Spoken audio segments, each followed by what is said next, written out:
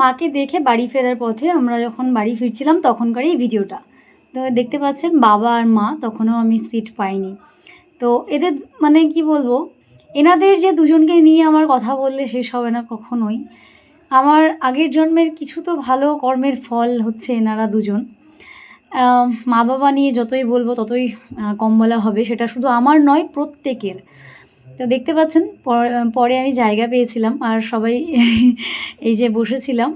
তো এখানে আমি একটু ভিডিও করলাম, ভাবলাম যে বাবা মায়ের সাথে এই সুযোগ ছাড়া যাবে না, কারণ আমার বাবা সবসময় বাড়িতে থাকেন না, উনি কাজের সূত্রে বাড়ির বাইরে থাকেন।